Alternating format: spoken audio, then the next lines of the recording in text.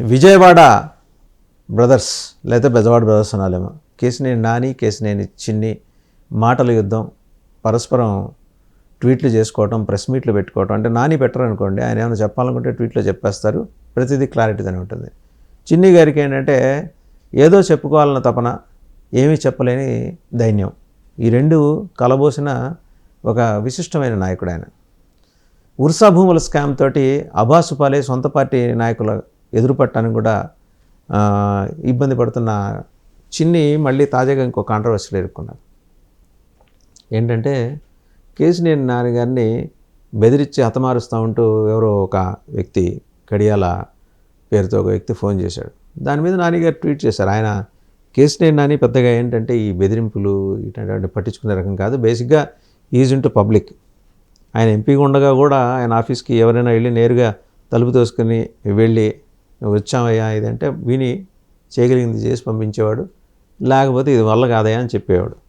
ఈ రెండు ఉన్నాయి ఆయన దగ్గర. సరే, మొత్తానికి వాళ్ళు కుటుంబ తగాదాలని చిన్ని ఆరోపణ, లేదు రాజకీయంగా దోచేస్తున్నారని నాని ఆరోపణ. సో ఈ ఇద్దరి ఆరోపణలో వాస్తవాలు ఏంటి? ఇప్పుడు ఆంధ్రప్రదేశ్ రాజకీయం కంప్లీట్గా ఈ బెజవాడ బ్రదర్స్ చుట్టూనే ఎందుకు నడుస్తుంది? ప్రభుత్వం ఎందుకు గుడ్లు తేలేసి సమాధానం చెప్పడానికి అలా వెనకం చేస్తుంది? వీటన్నిటి మీద సమగ్రంగా విశ్లేషించడానికి మనతో ఉన్నారు లింగంనేని శివరాంప్రసాద్ గారు, పొలిటికల్ అనలిస్ట్. సార్ నమస్కారం. నమస్కారం. సో నదులన్నీ సముద్రంలో కలిసినట్టు రాజకీయం అంతా వచ్చి విజయవాడలో ఆగుతుంది. అది కూడా కేశినేని బ్రదర్స్ వివాదం. ఒక ఆయన బోల్డ్, ఇంకొక ఆయన స్మార్ట్. బోల్డ్ నాని, స్మార్ట్ చిన్ని. అంటే స్మార్ట్ అంటే పాజిటివ్ టర్మ్స్లో కాదు, ఒంటికి ఆముదం పూసుకొని తప్పించుకొని తిరిగే రకంలో. అన్నీ ఆయన భార్య పేరున ఉంటాయి, ఆస్తులు కానీ, వాటా, ఆ కంపెనీలో వాటాలు కానీ, వ్యాపారాలు కానీ. ఈయన బయటకు వచ్చేసి హీ ప్లీడ్స్ ఇన్నోసెన్స్. ఇప్పుడు తాజాగా చేసిన ఆరోపణలతోటి అసలు ఈ ఎపిసోడ్ని ప్రభుత్వం ఎందుకు సీరియస్గా తీసుకోవట్లేదు, లేదా అవాయిడ్ చేద్దాం అనుకుంటుందా? మీరేమనుకుంటారు? మీరు ఇందాక చెప్పారు కదా, విజయవాడ అసలు విజయవాడే పొలిటికల్ సెంటర్, నెర్వ్ సెంటర్ కదా. ఇప్పుడు కాదు, ఎప్పటి నుంచో స్వాతంత్రపురం నుంచి పొలిటికల్ సెంటర్. ఏది మొదలైనా విజయవాడ బేస్లోనే మొదలవుతుంది. సరే, ఇది వచ్చేటప్పటికి మీరు అడిగింది ఎందుకని ప్రభుత్వం కల్పించుకోవట్లేదు. అవును, అసలు ప్రభుత్వానికి ఏం సంబంధం? ఈ ఇష్యూలో ప్రభుత్వానికి ఏం సంబంధం? ల్యాండ్ అలాట్ చేసింది ఎవరు సార్? మీరు అడుగుతుంది వర్షా భూములా లేకపోతే వర్షా భూములు? వర్షా భూముల దగ్గరే కదా మొదలైంది అసలు ఇదంతా. వర్షా భూముల విషయంలో వర్షా భూములు అసలు ఇంతవరకు ఎలా అయిందో అవలేదో కూడా తెలియలా. మరి క్యాబినెట్లో అనుమతి ఇచ్చారని చెప్పి అనుమతి ఇచ్చారు. జియో రిలీజ్ అయింది అనేది ఎక్కడ బయటికి రాలా. జియో రిలీజ్ అయినట్టు కూడా ఎవరు అంటలేదు.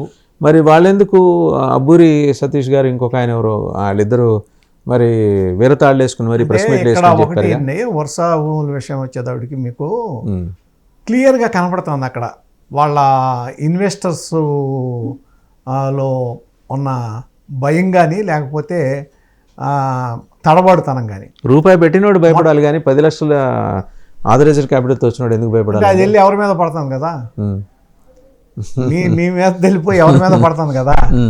నేను అనేది ఇప్పుడు అబ్బూరి సతీష్ గారి పేరు వచ్చింది. అబ్బూరి సతీష్ గారు ఆయన అక్కడ దాంట్లో ఎంత వాటా, రూపాయి వాటా అంతో అంతే అనుకుంటా కదా, ₹1 అంతో ఆయన వాటా. ఆయన ఇంకొక ఆయన, వీళ్ళిద్దరికి అసలు అది పెట్టే కెపాసిటీ లేదు. ఒక ఆయనేమో సాఫ్ట్వేర్ కంపెనీలో ఉద్యోగం, ఈయనకేమో అంత కెపాసిటీ లేదు. ఎప్పుడైతే వీళ్ళ కెపాసిటీ లేదు, వీళ్ళకి అంత ఇది లేదు, ఎందుకు వీళ్ళకి ఇచ్చారు? టీసీఎస్కి ఇచ్చారంటే అర్థం ఉంది. అది ఒక రెనోవెంట్ కంపెనీ, దానికి బోడంత చరిత్ర ఉంది, ఉద్యోగ కల్పన చేయగలరు, 12,500 ఉద్యోగాలు ఇస్తామని హామీ ఇచ్చారు, చేస్తారండి వాళ్ళు. సో దానికి ₹1.90 ఇచ్చినా, రూపాయికి ఇచ్చినా, ఊరికే ఇచ్చినా ఎవడో దాన్ని పెద్ద ఆక్షేపించట్లా. దాంతోపాటు ఈ జియో వచ్చేటప్పటికి అది 21 ఎకరాల చిల్లర అయితే ఇది 60 రాలేదు, నిర్ణయం తీసుకున్నారు క్యాబినెట్లో, ఇది 60 ఎకరాలు. ఇక్కడ వచ్చేటప్పటికి ఎప్పుడైతే ఈ సంబంధాలు బయటకు వచ్చినాయో, అంతకుముందు ఈయన చిన్ని గారికిను అబ్బూరి సతీష్ అనే ఆయన, తర్వాత వాళ్ళందరికీ గతంలో కాంట్రాక్ట్స్ ఉన్నాయి, ఇదేదో బినామీ కంపెనీ అనే మాట ఎప్పుడైతే వచ్చిన తర్వాత మీకు మన ప్రెస్ మీట్ ఏదో ఎన్నిక చేసిన వాళ్ళతో చేశారు, జూమ్ కాన్ఫరెన్స్లో. చేసింది ఎవరు? అబ్బూరి సతీష్ కాదు, ఆయన కొత్తగా ఒక ఆయన వచ్చాడు, తాళ్ళూరి జయశంకర్ జయ ఎవరు జయతాళూరి జయతాళూరి ఆయన వచ్చి ఆయన వచ్చి సమాధానం చెప్పాడు. ఆయన అప్పటికి గవర్నమెంట్తో మన గవర్నమెంట్కి సబ్మిట్ చేసిన దాంట్లో ఆయన పేరే లేదు. మన ఈ డిపిఆర్ సబ్మిట్ చేసిన దాంట్లో అడిగిన దాంట్లో ఆయన పేరు లేదు. అప్పుడు ఆయన ఎవరో తెలియని వాళ్ళ పెళ్ళికి అక్షింతలు వేసి వచ్చే అవసరం ఈయనకి ఎందుకు వచ్చింది? ఎవరికి? ఇప్పుడు ఈ జయతాళూరికి ఆయన సంబంధం లేని నెట్ వచ్చేసాడు ఇక్కడికి మధ్య. మళ్ళీ లేకపోతే ఇక్కడ కెపాసిటీ నిరూపణ అవట్లా. వీళ్ళ ఇన్వెస్టర్స్ది ఇన్వెస్ట్మెంట్ పెట్టిన వాళ్ళది కెపాసిటీ నిరూపణ అవట్లా. కాబట్టి ఆయన ఏదో కొన్ని కంపెనీ ఏదో ఉంది అక్కడ యుఎస్లో, ఆయన్ని ఇన్క్లూడ్ చేశారు. అప్పుడు అది ఇన్క్లూడ్ చేసింది కూడా ఆ తర్వాత అనేది మనకి ఏది స్కామ్ బయటకు వచ్చిన తర్వాత ది వైర్ ఈ కథనం వచ్చిన తర్వాత ఈ డిస్ప్యూట్ వచ్చిన తర్వాత ప్రజల్లో ఇవన్నీ వచ్చిన తర్వాత ఆయన ఎంటర్ అయ్యి ఆయన మాట్లాడుతున్నాడు, సతీష్ అబ్బూరి మాట్లాడతలా. తర్వాత ఈ ఎవరెవరు ఉన్నారు దీంట్లో ఇంతకుముందు వీళ్ళు ఏమేం చేశారంటే అనేక మంది బయటకు వస్తున్నాయి. దాంట్లో 21st సెంచరీ ఇది వచ్చేటప్పటికి అనేక మందికి ఎగ్గొట్టారు, డబ్బులు ఎగ్గొట్టారు, అసలు ఏమీ జరగలేదు అనేది దానికి సంబంధించి యుఎస్లోనే ఏదో కొంతమంది ఒక గ్రూప్ కింద ఏర్పడి వాళ్ళలో వాళ్ళు ఏం మోసం జరిగిందని చూసుకుంది కూడా మనకి ఏది విట్నెస్ ఇదంతా కూడా చూసాం వచ్చేసినాయి. మీరు అవన్నీ కూడా చూశారు కదా. ఆ పరిస్థితిలో ఏంటంటే ఇంకొక వ్యక్తి అవసరమై ఆయన తీసుకొచ్చి చూపించారు. అప్పుడు వరకు లేనాడు, అప్పుడు ఎందుకు వచ్చాడు? సరే, అది విషయం. అండ్ అగ్రిమెంట్కి వెళ్ళేప్పుడు వీళ్ళిద్దరైనా జయతాళూరి కూడా ఉన్నాడని చెప్పలేదు. మరి లేని దానికి శాంక్టిటీ ఎలా వస్తుంది? అప్పుడు చేరారు వాళ్ళు. పైగా ఏం చెప్తున్నారు అంటే ఆ వెసులుబాటు ఇచ్చారా? భవిష్యత్తులో 20-30 మంది చేరొచ్చు అని చెప్పి అంటే డబ్బులు ఎక్కడి నుంచి వస్తుంది అంటే మీకు వీళ్ళకి పెట్టే కెపాసిటీ లేదని అర్థమైంది, ప్రూవ్ చేయలేరు కాబట్టి ఆయన పెట్టుకున్నారు. ఆయన అడ్డం పెట్టుకుని చేశారనుకోండి. అయినా కానీ దానికి ఆయనకు కూడా 60 ఎకరాలు తీసుకుని చేసే అంత కెపాసిటీ ఉందంటే అది కూడా కనపడలేదు. అది కూడా కనపడతలా. ఇది ఇక్కడ మీరు ముందు ఆ గతంలో కూడా మనం అనుకున్నాం. అక్కడ వైజాగ్లో దాదాపు కొన్ని లక్షల చదరపు అడుగులు ఖాళీ ఉంది, ప్లగ్ అండ్ ప్లే చేయడానికి ఖాళీ ఉంది ఆఫీసులో. వాటిలో ఒకటి తీసుకోండి, మీకు కావాల్సినంత గవర్నమెంట్ అనేది తీసుకోండి, తీసుకుని దాంట్లో చేయండి. 1 సంవత్సరం 2 సంవత్సరాలు మీ కెపాసిటీ ఏంటి, మీరు ఏం చేస్తారు ప్రూవ్ అవుతుంది. ప్రూవ్ అయిన తర్వాత అప్పుడు ల్యాండ్ కెన్ బి అక్వైర్డ్, అప్పుడు తీసుకోండి. అంతేగాని ఈ ప్రపోజల్ ఎవరు పెట్టారు మరి? ఏది ఇలా ముందర 1,00,000 స్క్వేర్ ఫీట్ ఖాళీ ఉన్నప్పుడు ఆ facility plug and play facility ఉన్నది. అదే అక్కడ వచ్చేటప్పటికి అసలు ఆ విధమైన ఆఫరు గవర్నమెంటే ఇవ్వాలి. గవర్నమెంటే ఇప్పుడు ముందు ఎట్ ఏ టైం ఇటువంటి వాటికి ఏది ఊరు పేరు లేని కంపెనీలకి అది 2 నెలల 6 రోజుల కంపెనీ కళ్ళు కూడా తెరవాలా. అవును, కళ్ళు కూడా తెరవని పసిపేటని తీసుకెళ్ళిపోయి మీరు రన్నింగ్ రేస్లో పెట్టేశారు. రన్నింగ్ రేస్ చేసుకుని దాంతో టీసీఎస్తో రన్నింగ్ రేస్ దానికన్నా ఎక్కువ పరిగెత్తుంది అంటున్నారు. అది కాదు మరి గవర్నమెంట్ మాట్లాడాలి కదా, ఎందుకని వై గవర్నమెంట్ స్ట్రైట్లు ఇప్పుడండి? నేను అనుకుంటాం జీవో ఇవ్వలేదు అనుకుంటున్నా. జీవో ఇవ్వలేదు, క్యాబినెట్లో మాట్లాడుకున్నారు, తీర్మానం చేశారు, క్యాబినెట్ అప్రూవ్ చేస్తుంది. వాళ్ళకి ఎంతవరకు దీని ఏమని వచ్చిందో, వాళ్ళు ఏమని వీళ్ళు చూపించారో, అక్కడ ఏం జరిగిందో ఇవన్నీ ఒకసారి జరుగుతుంటాయి. ఇటువంటి జరిగినప్పుడు ఏంటంటే గవర్నమెంట్ సరి చేసుకుంటాం ఉత్తమమైన మార్గం. ఇంతవరకు ఆ ప్రయత్నమే చేయలేదుగా. అంటే జీవో ఇవ్వలేదు అంటున్నారు కదా ఇంతవరకు. సో జీవో ఇవ్వకపోతే తప్పు అయిపోతుందా? ఇవ్వకపోతే అలాట్మెంట్ ఇవ్వలేగా. అలాట్మెంట్ ఇవ్వనప్పుడు ఇంక అక్కడితో అయిపోతుంది కదా. అవును, ఒకవేళ మా వైపు నుంచి తప్పు అయింది, అలాట్మెంట్ రద్దు చేసుకుంటున్నాం అనే మాట ప్రభుత్వం చెబితే హుందాగా ఉండేది కదా. ఓకే, అది కరెక్టే. ఒకవేళ అది చెప్తే బాగుండేది. గవర్నమెంట్ కూడా వాళ్ళకు కూడా ఏమి బురద అనకుండా క్లీన్గా ఉండేది అది. రైట్, అది ఉర్సా భూములకు సంబంధించి. తర్వాత బ్రదర్స్ ఇద్దరు కూడా ఈ మధ్య మళ్ళీ నానిగారు ఇంకోటి అనౌన్స్ చేశారు. ఆయన బహుశా మాజీ ఎంపీ అయిన తర్వాత బాగా అకాడమిక్గా రీసెర్చ్ చేస్తున్నట్టున్నారు విపరీతంగా. ఎక్కడ అసలు ఏది పెద్ద మీడియా సంస్థలు డిగ్ చేయాల్సినవి ఆయన సింగిల్ హ్యాండ్ మీద డిగ్ చేస్తున్నాడు. ఈ లిక్కర్ స్కామ్లో ప్రైమ్ అక్యూజ్డ్ జైల్లో ఉన్న అతని పేరు రాజ్ కసిరెడ్డి గారిను కేశినేని చిన్ని గారికి వ్యాపార భాగస్వామ్యం ఉంది. వాళ్ళు ఎంత ఐకమత్యంగా ఉన్నారంటే 2 కంపెనీలు ఒకే ఫ్లాట్లో ఒకే అడ్రస్ అండ్ వాళ్ళ అకౌంట్స్కి సంబంధించి ఒకటే మెయిల్ ఐడి, ఇవన్నీ ఆయన బయట పెట్టేశారు. చిన్ని హ్యాస్ నో సౌండ్, అంటే చిన్ని నేరుగా ఇన్వాల్వ్ కాకుండా అక్కడ ఎవరో మరి ఆయన భార్య పేరు పెట్టేసి అని. రెండోది, ఈయన లిక్కర్ కేసులో అరెస్ట్ అయ్యాడని తెలిసిన తర్వాత కూడా వాళ్ళ కంపెనీలోంచి వాటాలు మరి విత్డ్రా చేసుకున్నారో లేదో దాని మీద అయితే క్లారిటీ ఇవ్వలేదు. ఇంతగా జనంలో నోళ్లలో నాన్సినప్పుడు is it not the responsibility of an MP to come outside and explain as to what he's taking place. ఒక పక్క నాని ఆయన ఏం చెప్పాలనుకున్నా ట్వీట్ చేస్తాడు. ప్రతి ట్వీటు 2-3 పేజీలు ఉంటుంది.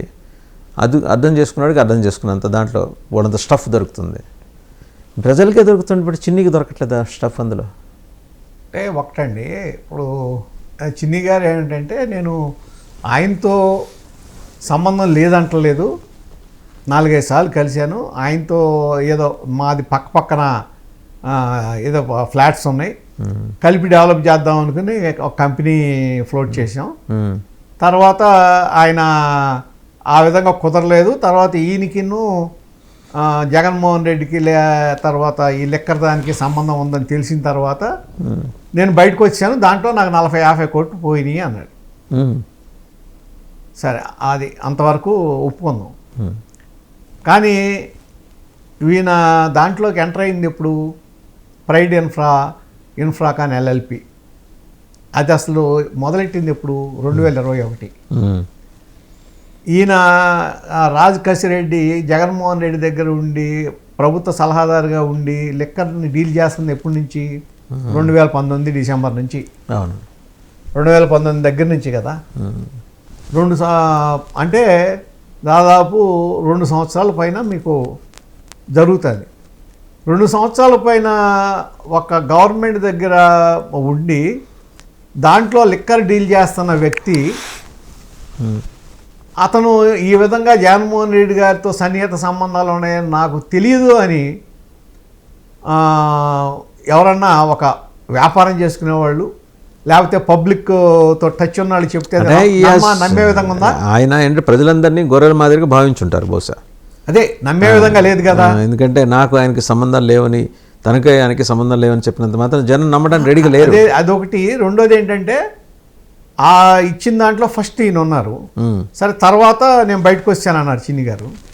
బయటకు వచ్చిన తర్వాత కూడా 2023 డిసెంబర్లో వీళ్ళు సబ్మిట్ చేసిన ఇన్కమ్ ట్యాక్స్ దాంట్లో కూడా అక్కడ ఒక పేరు ఏముంది? జానకి లక్ష్మి కేసినేని చిన్ని గారి శ్రీమతి కసిరెడ్డి రాజశేఖర రెడ్డి. దీన్ని ఏ విధంగా చెప్తారు? నేను బయటకు వచ్చాను అంటున్నారు. మీ కుటుంబ సభ్యులు కూడా బయటకు వచ్చారని నిర్ద్వందంగా ప్రకటించండి. నాకు సంబంధం లేదు, నా కుటుంబ సభ్యులు సంబంధం లేదు, మేము ఆ రాజ్ కసిరెడ్డితో సంబంధాలు అసలు ఎప్పుడూ తెంచేసుకున్నాం, ఏ విధమైన మనీ ట్రాన్సాక్షన్ జరగలేదు మా కంపెనీ నుంచి, ఈ ప్రైడ్ ఇన్ఫ్రాకాన్ ఎల్ఎల్పి దగ్గర నుంచి మేమేమీ చేయలేదు. అదే కదా అంటుంది, ఏం చేయలేదు, 50 కోట్లు నష్టపోయామని. అంటే ఏమి చేయకపోతే 50 కోట్లు ఎట్లా నష్టపోయాం అనే దానికి మళ్ళీ అది ఒక ఇష్యూ. కాతే మీ సొంత డబ్బులు కాబట్టి ఉన్నా పోయినా అది వేరే సంగతి. పోయినా పోకపోయినా ఎవరు పట్టించుకోరు. ఇక్కడ ఆ తర్వాత కూడా ఉందా లేదా అనేది ఒక ముఖ్యమైన ప్రశ్న. దానికి సమాధానం చెప్పటం ఆయన చెప్పట్లేదు. అడిగితే అది తప్పించి అదేదో మినహా కన్యాదానం సామెత ఉంది, అది తప్పించి అన్నీ చెప్తున్నారు ఆయన. అదే మరి అది ఎట్లాగా నమ్మాలనేది ఒకటి. ఇవన్నీ ప్రజలు కూడా అబ్జర్వ్ చేస్తుంటారు కదా. ప్రజలు కూడా మీరు కనపడరు పైకి, మనం ఏదో అనుకుంటాం, నమ్మించేసాం జనాల్ని, వాళ్ళని మనం దాన్ని సైడ్ ట్రాక్ చేసామని. కానీ ప్రజలు చాలా షూట్గా ఆలోచిస్తారు. అది ఆలోచన ఎట్లా ఉంటుంది, దాని ప్రభావం అనేది 2019, 2024లో చూసాం. ఎక్కడ బయటపడరు, మ్యాసివ్ స్ట్రోక్స్ రెండు, ఎక్కడ బయటపడరో చేస్తారు. ఇది అసలు నేను అనేది ఏంటంటే ఈ ఇష్యూ పార్టీకి సంబంధం లేదు. జగన్మోహన్ రెడ్డి గారికి సంబంధం ఉంది, వైసీపీకి సంబంధం ఉంది, వాళ్ళది స్కామ్. ఒకవేళ ఆ లెక్కర్ స్కామ్ అంటూ జరిగితే సంబంధం వాళ్ళ గవర్నమెంట్లో జరిగింది, వాళ్ళది. దాంట్లో టీడీపీకి సంబంధం లేదు, టీడీపీ వ్యక్తులు ఎవరికి సంబంధం లేదు. ఇప్పుడు ఆ రాజ్ కసిరెడ్డితో ఆ రోజున సంబంధం ఉంది, ఒకవేళ ఉంటే కేసీఆర్ చిన్ని గారి అది కాదు అని నిరూపించుకోవాల్సిన బాధ్యత ఆయనది తప్ప. కాల్ రికార్డ్ బయట తీయండి, అది తప్ప తెలుగుదేశంది కాదు. మీరు అన్నట్టు కరెక్ట్, కాల్ రికార్డ్ బయట తీయండి. ఇప్పుడు తెలుగుదేశాన్ని ఎందుకు అప్రతిష్ట పాలు చేయడం? మధ్యలో తెలుగుదేశానికి సంబంధం లేదు, చంద్రబాబు నాయుడు గారికి సంబంధం లేదు, లోకేష్ గారికి సంబంధం లేదు. నాయుడు గారు కెన్ ప్లే సేఫ్ గేమ్. అంతే. కాల్ బయట తీస్తే వాళ్ళకి రాజిరెడ్డి గారికి సంబంధాలు ఉన్నాయి, ఎస్టాబ్లిష్ అయింది అనుకోండి, మొత్తానికి he can be taken in to task. అది మనం చిన్ని గారిని కూడా ఆరోపణ చేయడం, అది ఆరోపణే, నువ్వు నేరస్తుడు అని ఎవరు అంటారు. కానీ నా మీద ఈ ఆరోపణ చేస్తున్నారు, ఈ ఆరోపణలు తప్పుడు అని నిరూపించుకోవాలి కదా కొంత. అవును, నువ్వు నిరూపించమంటే నన్ను నిరూపించమన్నా అన్నారు కాబట్టి ఈయన ఈడీ ఎంక్వైరీకి ఏమన్నాడు. నిరూపణ ఎవరు చేస్తారు? దర్యాప్తు సంస్థలు చేయాలి, నిఘా సంస్థలే దర్యాప్తు సంస్థలు చేయాలి. దర్యాప్తు సంస్థలకి ఆయన ఫీడ్బ్యాక్ ఇచ్చాడు, మీరు చేయమన్నారు. ఇప్పుడు ఈడీ ఎంటర్ అయింది అంటున్నారు. అక్కడ నేను అనేది ఏంటంటే అసలు టీడీపీకి సంబంధించిన ఎవరో కూడా ఈ ఇష్యూలో వాళ్ళకి సంబంధం లేదు. ఇప్పుడు మీకు ఇక్కడ తెలుగుదేశం కేసినేని చిన్ని గారు వారి కుటుంబ సభ్యులు వ్యక్తిగతంగా ఇన్వాల్వ్ అయిన వ్యవహారం, ఇందులో పార్టీకి కానీ ప్రభుత్వానికి కానీ సంబంధం లేదు. ఇప్పుడు ఆయన ప్రభుత్వంలో ఉన్నాడు కాబట్టి ఆ షర్ట్ వేసుకుని వెళ్ళి పార్టీ తరఫున మాట్లాడుతున్నాడు. బట్ పొద్దున్న లేస్తే మీరు లోకానికి శుద్ధులు చెప్తారు కదండి. ఆవిడెవరో గౌతు శిరీష, ఒక్క నిమిషం అండి, let me complete. Gouthu Sirisha, Gouthu Lakshmi గారి ప్రోగ్రామ్, మహానాయకుడు ఆయన ప్రోగ్రామ్ పెడితే జోగి రమేష్ వచ్చాడని ఆయన, మీరు గౌతు శిరీషకి షోకాజులు ఇచ్చారుగా, ఆ రోజు ఎక్స్ప్లెనేషన్ అడిగారు. మరి కేసినేని చిన్నిని అడగాలి, పార్టీ దగ్గర నుంచి, పార్టీ నుంచి ఎక్స్ప్లెనేషన్ అడగాలి. ఏంటిది ఈ రచ్చ, ఏంటి, ఏం జరుగుతుంది, దీనికి సమాధానం ఏంటి అని అడగాలి. ఇంకోటి చెప్తున్నాం మీకు, ఇందాక ఉదాహరణ, తెలుగుదేశం పార్టీ కొన్ని విషయాల్లో సంబంధం లేని ఏదో అంటారు, నేల తీసుకుని నెత్తికి రాసుకుంటారు, ఆ అలవాటు ఉంది. మీరు గతంలో చూసాం 2019కి ముందు అగ్రిగోల్డ్ వ్యవహారంలో తెలుగుదేశం పార్టీకి ఏ విధమైన సంబంధం లేదు. ఎందుకని మరి పులేషం వేశారండి? అప్పుడు అస్సలు సంబంధం లేదు. అగ్రిగోల్డ్ స్కామ్ జరిగింది అంతకుముందు ఎప్పుడో రాజశేఖర రెడ్డి గారి హయాంలో, ఆ తర్వాత కాంగ్రెస్ పార్టీ ఉన్నారట, అప్పుడు జరిగింది. తెలుగుదేశం పార్టీకి అసలు ఇంత కూడా సంబంధం లేదు, కొద్దిగా కూడా. కానీ దాంట్లో దూరి అనవసరంగా దాని గురించి మాట్లాడి అది మొత్తం తీసుకొచ్చి తెలుగుదేశం పార్టీకి అంటించుకుని తెలుగుదేశం పార్టీ నష్టపోయింది. అంతేనా? యాక్చువల్గా ఆ రోజున మీరు సేఫ్గా ఉండాలి. పత్తిపాటి పుల్లారావు గారు ఇప్పుడు మినిస్టర్, ఆ రోజు అగ్రిగోల్డ్ వ్యవహారంలో చాలా చురుగైన పాత్ర పోషించి వాళ్ళని బెదిరించారని ఆరోపణలు ఉన్నాయి. అదేనండి, మీరు ఎప్పుడైతే దానికి మంచి చేయాలనుకుంటారో దాన్ని తీసుకుని మీరు మనకు అంటించుకుంటామో అనేక ఆరోపణలు వచ్చేస్తాయి దాంట్లో. అది కోర్టులో ఉంది. గవర్నమెంట్ 100 కోట్లు ఎంతో 150 కోట్లు కోర్టు దగ్గర జమ చేసి ఎవరెవరికి ఇవ్వాలో కోర్టు ద్వారా ఇప్పించండి, ఆ ఉన్న ల్యాండ్స్ మాకు హ్యాండ్ ఓవర్ చేయండి ప్రభుత్వానికి, ఆ ల్యాండ్స్ అమ్ముకుని మేము మళ్ళీ ఆ డబ్బు రికవర్ చేస్తాం అనుకుంటే అసలు చేతికి మట్టి అంటకుండా ప్రాబ్లం సాల్వ్ అయ్యేది. అనవసరంగా దాంట్లోకి ఏదో చేద్దాం అనుకుని మంచి చేద్దామని దిగారు. ఇక థర్డ్ పార్టీని ఎవరైనా ఇన్వాల్వ్ చేశారు. మంచి చేద్దామని దిగితే అది అనవసరంగా దాంట్లో రచ్చ అయ్యి తెలుగుదేశం పార్టీకి అంటించుకుని కమ్యూనిస్ట్ పార్టీలు తెలుగుదేశం పార్టీని విమర్శించి ఇష్టమైనట్టు జరిగింది అది. కానీ అసలు దీనికేం సంబంధం? ఇప్పుడు ఇది కూడా అట్లాగే చేసుకుంటాం ఎందుకు? అంతే. పార్టీకి ఏం సంబంధం? వాళ్ళిద్దరు ఇండివిజువల్స్ మధ్యలో సంబంధం. ఆ ఇద్దరు ఇండివిజువల్స్ ఆ విషయం తెలుసుకోండి. మిగిలిన ఏమన్నా ఉంటే పార్టీకి సంబంధించి అప్పుడు పార్టీ శ్రేణులు మాట్లాడాలి. అంతేగాని ప్రతిదీ మీకు సంబంధం లేని దాన్ని తీసుకొచ్చి డైవర్షన్ పాలిటిక్స్ అంటారు. అసలు ఎట్లా డైవర్షన్ అవుతుందని నాకు చెప్పండి. పార్టీ సంబంధం లేదు, కానీ మీరు ఎంపీ కదా, ప్రజాప్రతినిధి కదా, you are accountable to the public. జనంలోకి వస్తే ఎన్నైనా అడుగుతాం, ఏమైనా అడగచ్చు. మరి అడిగినప్పుడు నేను బైపాస్ రోడ్లో రాళ్ళ రప్పులు ఉన్నాయని చెప్పేసి ఓఆర్ఆర్లో వెళ్ళినట్టు తప్పించుకొని వెళ్ళారుగా మీరు. You are accountable to the public. That's what నానే హాస్ బీన్ ఆస్కింగ్. నీకు రాజకేశ్ రెడ్డి లాంటి సర్వోత్తముడితోటి కలిసి మీరు వ్యాపారం చేస్తున్నారు కదా.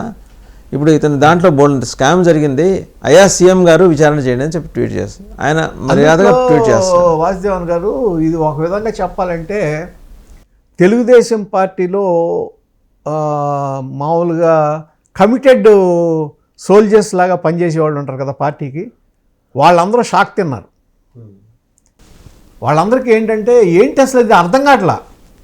అవతలేమో జగన్ బెనామీ అంటున్నావు రాజకేశ్ రెడ్డిని, జగన్ బెనామీతో ఏ విధంగా వ్యాపారం చేస్తారనేది ఎవరికి అర్థం కాని పరిస్థితి. దీనికి సమాధానం చెప్పుకోవాల్సింది ఎవరు?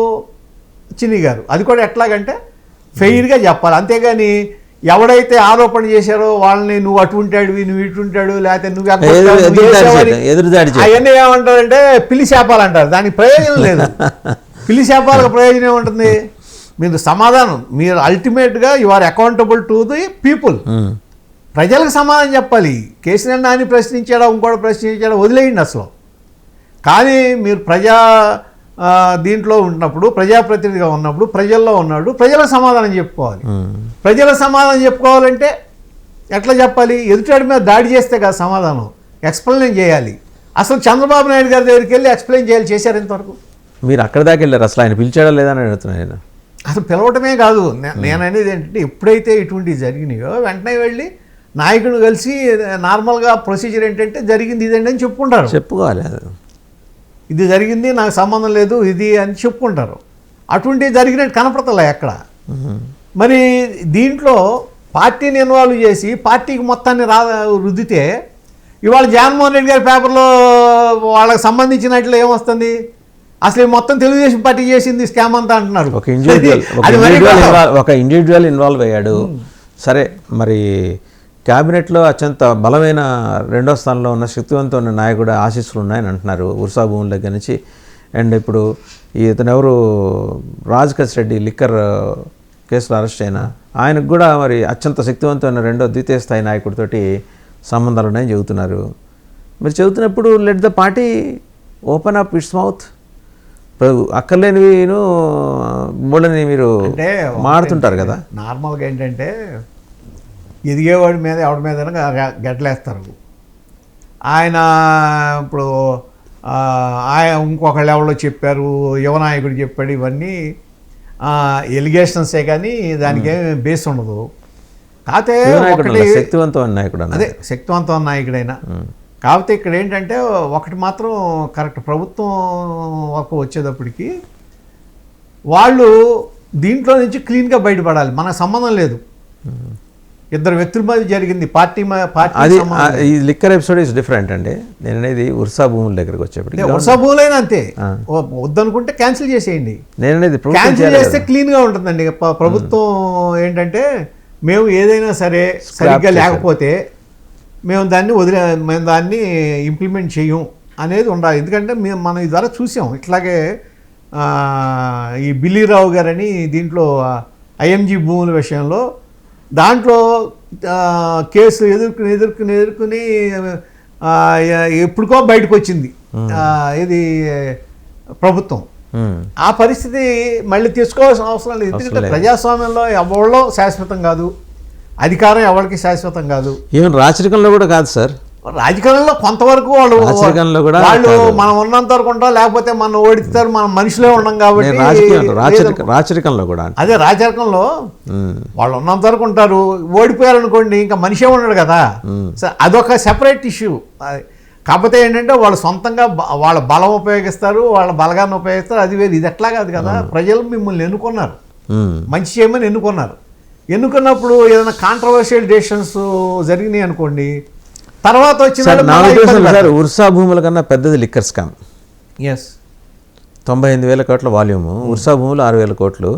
అంటే తక్కువ ఉంది కాబట్టి దీన్ని పక్కన పెట్టమని నేను అంటలా, అది ప్రోబ్ చేయాలి.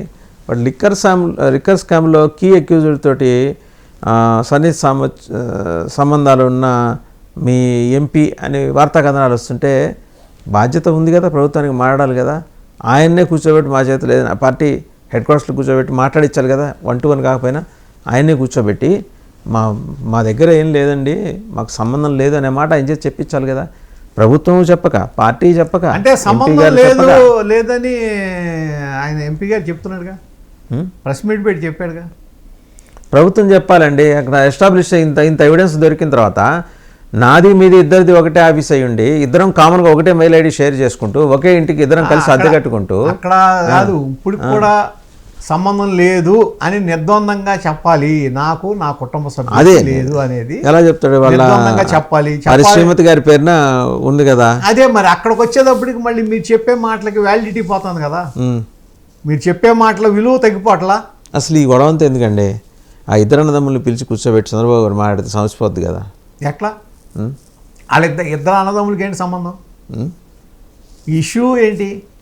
బయట పెట్టింది నాని గారు. కాదండి, బయట పెట్టారు సరే, ఇష్యూ ఏంటి? లిక్కర్లో అవినీతి జరిగింది. ఆ లిక్కర్కి అవినీతి జరిగిన సొమ్ముని ఈ వేరే వేరే కంపెనీలను పెట్టి, ఆ కంపెనీల ద్వారా మనీ లాండరింగ్ చేశారు. షెల్ కంపెనీలు పెట్టి దాని ద్వారా మనీ లాండరింగ్ చేశారు, లేకపోతే మనీ రౌటింగ్ చేశారు. ఆ రూటింగ్ చేసిన వాటిలో ఇది కూడా ఒకటి. ఇది ప్రైడ్ ఇన్ఫ్రా అనేది ఒకటి. దాని మీద విచారణ చేయండి. అది అక్కడ అన్నదమ్ములకి సంబంధం ఏముంది, లేకపోతే వాళ్ళిద్దరికి సంబంధం ఏముంది అక్కడ? ఈ జరిగిందా జరగలేదా, ఒకవేళ ఏం జరిగింది అనేది ఈడీ తెలుస్తుంది కదా. ఒకవేళ ఇల్లీగల్ కాంట్రాక్ట్స్ ఉన్నాయా లేవా, లేకపోతే ఫెయిర్గా బయటకు వచ్చేస్తారు. ఒకవేళ ఉన్నాయనుకోండి సమాధానం చెప్పుకోవాలి. దానికి వీళ్ళిద్దరిని కూర్చోబెట్టి మాట్లాడటానికి సంబంధం ఏముంది? సో మరి ఇప్పుడు ఎవరు పిల్లి మెడలు ఎవరు గంట కడతారు? దేని విషయంలో? లిక్కర్ స్కామ్ విషయంలో ఈడీ కడుతుందిగా. ఈడీ కడుతుంది. ఇప్పుడు వన్స్ ఈడీ ఎంటర్ అయితే మొత్తం దాంట్లో అకౌంట్స్ అన్నీ ఎన్ని కంపెనీలు ఉన్నాయో ఇది రాజకీయాలకు సంబంధించిన దాని మీద మొత్తం అన్ని కంపెనీలు స్కానర్లోకి వెళ్ళిపోతాయి. ఆ అన్ని కంపెనీలతో పాటు ఆ కంపెనీలతో ఎవరెవరు ట్రాన్సాక్షన్ చేశారో, మనీ ట్రాన్సాక్షన్ ఎక్కడ జరిగిందో అవి కూడా స్కానర్లోకి వెళ్ళిపోతాయి. వాటికి సంబంధించిన సమాధానాలన్నీ వాళ్ళే చెప్పుకోవాలి. ఎవరు కన్సర్న్ వాళ్ళు చెప్పుకోవాలి. ఈడీ విచారణ పూర్తయ్యే లోపల టర్మ్ అయిపోతుంది. అవనివ్వండి, అది వేరే సంగతి. టర్మ్ అవుతుందా అవదా అది వేరే సంగతి. ఎందుకంటే ఏం జరుగుతుంది అనేది అది అట్లా ఉంచండి. కాకపోతే తెలుస్తుందిగా ఇష్యూ ఒకటి. నేను ఆ ఇష్యూని వదిలేసి మీరు ఇంకో దానికి మనం డైవర్ట్ అయిపోయి అవతల వాళ్ళ మీద గెట్లేసినంతలో ఏం అవదనేది నేను చెప్తున్నాను. నేను అనాల్సింది ఏంటి, ముందు మనం సమర్థించుకుని మనం పర్ఫెక్ట్గా ఉన్నామని చెప్పి ప్రజలకు ప్రూవ్ చేసి ఏం జరిగిందనేది మనం చెప్పగలిగి ఆ తర్వాత చేయాలి తప్ప దీంట్లో అనవసరంగా ఇద్దరు వ్యక్తుల మధ్యలో జరిగిన విషయాన్ని ఏ పార్టీ కూడా దాన్ని నెత్తిన పూసుకోవడానికి వీల్లేదు. కాకపోతే జగన్మోహన్ రెడ్డి గారి విషయం అంటారా, ఆయన డబ్బులు దాంట్లోకి వచ్చినాయి కాబట్టి, పైగా అతను రాజకేశ్ రెడ్డి అనే అతను అప్పటి నుంచే ప్రభుత్వ సలహాదారుగా ఉన్నాడు, అతనే లిక్కర్ మొత్తానికి కింగ్ పిన్ అంటున్నారు కాబట్టి అతనికి సంబంధం ఉంటుంది. సో రాజకేశ్ రెడ్డి సమాధానం చెప్తే సరిపోతుంది, చిన్ని చెప్పక్కర్లేదు అంటారు మీరు. ఎవరు? మీరు సమాధానం రాజకేశ్ రెడ్డి సమాధానం చెప్తే సరిపోతుంది, అదే కదా, చిన్నికి సంబంధం లేదంటారు. అవును, ఈడీ వచ్చింది అనుకోండి, కొండంతవి నాన్నగారు పట్టుకుంది కాదు ఈడీ ఎంటర్ అయింది అనుకోండి, దాంట్లో ట్రాన్సాక్షన్ జరిగింది అనుకోండి, ఆ ట్రాన్సాక్షన్ సమాధానం పార్ట్నర్స్ అందరూ ఇవ్వాలి కదా. ఆ పార్ట్నర్స్లో చిన్ని గారు కూడా ఉన్నారుగా. ఇప్పుడు ఆ టైంలో ఏ టైం వరకు ఉందో ఆయన పార్ట్నర్గా ఉన్నాడు దాంట్లో, ఆ టైం వరకు జరిగిన ట్రాన్సాక్షన్, మనీ ట్రాన్సాక్షన్ కానీ ఏదన్నా ఉంటే దానికి సమాధానం ఆయన కూడా చెప్పాల్సి వస్తుందిగా. ఆ తర్వాత ఒకవేళ కుటుంబ సభ్యులు కంటిన్యూ అయ్యారనుకోండి, వాళ్ళు కూడా చెప్పాల్సి వస్తుంది కదా. ఇది సహజంగా జరిగే ఇష్యూ. కాకపోతే నేను అనేది ఏంటంటే అంత పర్ఫెక్ట్గా ఉంటే ఒకటి, లేకపోతే మాత్రం ఇరుకుని పడతారు. రైట్. ఈవెన్ ఈ అన్ని కాంటెక్స్ట్ల నేపథ్యంలో నానిగారిని మీద బెదిరించడం, హత్యాయత్నానికి పాల్పడతాం అని చెప్పేసి వ్యక్తి బెదిరించినట్టు ఆయనకు కాల్ వచ్చింది. సరే, ఆయన ఏం పోలీసుని అప్రోచ్ కాలా, ఎందుకంటే ఆయన అసలు ఏం పట్టించుకోడు, మామూలుగా జనంలో కలిసే తిరుగుతుంటాడు ఎప్పుడు. ఇంత స్థాయికి అవతల పక్షం దిగజారినప్పుడు there are not many suspicions. ఇది పార్టీల మధ్య గొడవ, వ్యక్తుల మధ్య గొడవగా మారబోతుందా? వ్యక్తుల మధ్య గొడవే కదా, పార్టీ నుంచి ఏం బెదిరింపులు రాలేదుగా. ఎవరో ఒక వ్యక్తి ఆ దాంట్లో ఈడీకి రాసిన లెటర్లో ఈ సో పర్సన్స్ కూడా మీరు వాళ్ళ మీద కూడా చేయండి అన్న దాంట్లో ఆయన పేరు ఏదో ఉంది, కడియాల ఏదో ఉంది సంథింగ్. ఆయన ఫోన్ చేశాడని చెప్పి ఫోన్ నెంబర్తో సహా ఆయన ఇచ్చాడు. ఫోన్ చేసిన తర్వాత మిస్డ్ కాల్ వచ్చింది, ఎవరిదా అని చెప్పి నేను మళ్ళీ ఆ కాల్ అటెండ్ అయితే నేను సో అని చెప్పి, నువ్వు కనుక అది విత్డ్రా చేసుకోకపోతే నా మీదను చిన్ని గారి మీద నేను చంపేస్తానని అన్నాడు అనేది ఆ అభియోగం. తర్వాత ఆ ముందు రోజు నైటు ఆయన ఇంటి దగ్గర లేని సమయంలో విజయవాడలో ఆ ఇంటి దగ్గరికి ఎవరిలో వచ్చి ఒక అతను వచ్చి, మరి మామూలుగా వచ్చాడో ఎలా తాగి వచ్చాడో తెలియదు, అక్కడేదో వాచ్మెన్తో గొడవపడి కొన్ని కుండీలే పగలగొట్టి వెళ్ళాడు, పారిపోయాడు అని ఒకటి. ఓకే. ఈ రెండింటి మీద ఆయన సోషల్ మీడియా వేదికగా కంప్లైంట్ చేశారు. అయితే వెంటనే పోలీసు దగ్గర నుంచి ఏం లేవు, ఇమ్మీడియట్గా ఆయన రెస్పాండ్ అయ్యారులేండి. ఇమీడియట్గా రెస్పాండ్ అయినట్టున్నారు. దాన్ని ఎంక్వైరీ అది పెట్టారు, ఎవరు వచ్చారు ఏంటి అనేది మొత్తం వాళ్ళు కూడా చేస్తున్నారు. ఆ పోలీస్ సైడ్ నుంచి మనకేమి ఇది ఉండదు. జనరల్గా ఈయన కూడా పెద్దగా భయపడే రకం కూడా కాదు. భయపడే ఆ విధంగా భయపడితే విజయవాడ లాంటి ప్రాంతంలో 2 టర్ములు ఎంపీగా ఎలా చేస్తాడు? అంత బస్సులు మెయింటైన్ చేసి అంత ఫ్లీట్ ఎట్లా మెయింటైన్ చేయగలుగుతాడు? అదేమి పైగా అనేవి భయపడే విధంగా సిగ్గుపడే విధంగా పనులు చేసే వ్యక్తి కూడా కాదు కదా. అదేమన్నా ఉంటే ఓపెన్గానే ఉంటాడు. ఆత్మధైర్యం ఎందుకంటే ఎప్పుడు పడవచ్చు సార్? ఏమన్నా అంటే చంద్రబాబు గారు ఏమన్నా నానిని పిలిచే అవకాశం ఉందా? మళ్ళీ ఆల్రెడీ కబుర్ ఏమన్నా ఉందా? లేకపోతే అసలు ఆయన పొలిటికల్ ఇక్కడ ఒకటి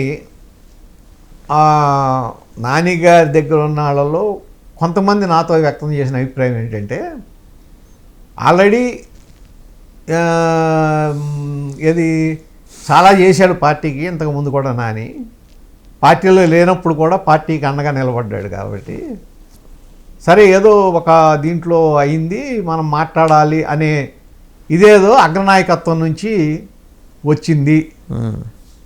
ఒకవేళ అటువంటి ఏదైనా జరుగుతుందేమో, పార్టీకి దూరం చేయాలి కాబట్టి ఈ పార్టీ నుంచి ఈ విధంగా నాని మీద అవినీతి ఆరోపణలు లేకపోతే డబ్బులు ఎగ్గొట్టాడని ఇవన్నీ చేస్తున్నాడు అని.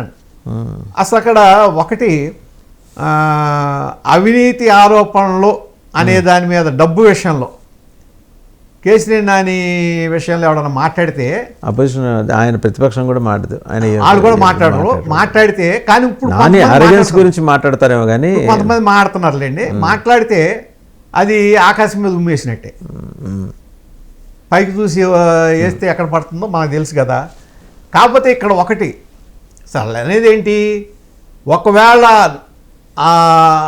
నాని అనే వ్యక్తికి డబ్బులు తీసుకునే అలవాటు ఉంటే ఆయన చేసిన డెవలప్మెంటల్ యాక్టివిటీస్కి అసలు డబ్బు కోసం ఇబ్బంది పడాల్సిన పని ఏంటి? డబ్బు కోసం ఇబ్బంది పడే అవసరమే రాదు కదా. ఏది ఆ మనిషి కనుక అవినీతి పరుడైతే. ఇప్పుడు మీరు అనేది ఏంటి, ఓ హోటల్ ఏదో పెట్టారు, ఆ హోటల్కి ఐఓబి నుంచి లోన్ తీసుకున్నారు, ఆ లోన్ తీసుకుని మీరు ఎగ్గొట్టారని కొడుతున్నారు. కొలాటరల్ కదండి అది. నేను అనేది అదే. ఇప్పుడు అక్కడ అది 1200 గజాలు 1300 గజాలు సైటు బెంచ్ సర్కిల్ దగ్గర, దాని విలువే 30 కోట్లు ఉంటుంది. 8 కోట్లు 8.5 కోట్లు లోన్ తీసుకున్నారంట ఏది హోటల్ కట్టడానికి. హోటల్ కట్టేసి ఉన్న దాంట్లో హోటల్ బిల్డింగ్ అన్నీ ఉన్నాయి, కొలాటరల్ సెక్యూరిటీ ఉంది లోన్కి. ఉన్నప్పుడు ఒకవేళ లేట్ అవుతుందో ఏమవుతుందో అది వేరే సంగతి. లేట్ పేమెంట్స్ ఉంటాయి, వాళ్ళు తీసుకో. ఇప్పుడు ఎప్పుడైతే కాల్ తీసుకుంటుంది సెక్యూరిటీ ఉంటే బ్యాంక్ కదా తీసుకునేది. దాన్ని తీసుకొచ్చి మీరు అంటే మీ ఎవరికి లోన్లు లేవా? ఎవరికి లోన్లు తీసుకున్నాడు మొత్తం ఎవరో లోన్ తీసుకున్నా అది తప్పు కింద లెక్క. ఇప్పుడు ఇవాళ బీజేపీ నాయకుల్లో కానీ తెలుగుదేశం పార్టీ నాయకుల్లో కానీ వైసీపీ నాయకుల్లో కానీ 1000 కోట్లు తీసుకుని ఆ 1000 కోట్లు బ్యాంకులకు కట్టకుండా వన్ టైం సెటిల్మెంట్ కొన్నారు. వాళ్ళందరినీ మీరు అవినీతి పనుల కింద చూపిస్తారా? వాళ్ళందరినీ ఇదే విధంగా చూపిస్తారా? ఇక్కడ కేసీఆర్ నాని విషయం వచ్చేటప్పటికి it was a secured loan. అది ఎవడో ఎగ్గొడతానికి వీల్లేదు. అవసరమైతే ఆ బ్యాంక్ యాక్షన్ వేసుకుంటుంది అంతే. అది ఆ లోన్ సెక్యూర్డ్ లోన్, దాన్ని ఎట్లాగా మాట్లాడతారు? తర్వాత ఇంకోటి ఏదో సైట్లో ఒక బిల్డింగ్ కట్టి టాటాస్కి ఏదో ఏది అద్దెకిచ్చారు, అది సెక్యూరిటీ పెట్టారండి. అది సెక్యూరిటీ పెట్టలా. ఇప్పుడు 8 కోట్లకి ఎన్ని కోట్లు పెడతారండి సెక్యూరిటీ? రెట్టింపు పెడతారు సార్. వాళ్ళు చెప్పే ఆస్తులన్నీ లెక్కేసుకుంటే 200 కోట్లు మామూలు రెట్టింపు పెడతారు, లేకపోతే 3 పెడతారు అంతే. అంతే కదా. అది మాక్సిమం. అది కూడా అంటే నార్మల్గా ఏంటంటే హోటల్ ఇండస్ట్రీస్కి అంత పెట్టక్కర్లేదు, ఎందుకంటే అది పెడతారు అక్కడ ఉంటుంది కదా, కన్స్ట్రక్షన్ అవన్నీ ఉంటాయి కాబట్టి. అది పరిస్థితి అయితే మీరు దాన్ని పట్టుకుని అవినీతి పరుడు అంటే అది అవినీతికి, ఒకవేళ అవినీతి పరుడైతే అసలు ఆ పరిస్థితి ఎందుకు వస్తుంది? అవినీతి నా స్ట్రైట్ క్వశ్చన్ ఏంటంటే, అవినీతి పరుడైతే 8 కోట్లకి బ్యాంకుకి సెక్యూరిటీ పెట్టి లోన్ తీసుకోవాల్సిన అవసరం ఎందుకు వస్తుందండి? అవునా కదా? రాదు కదా.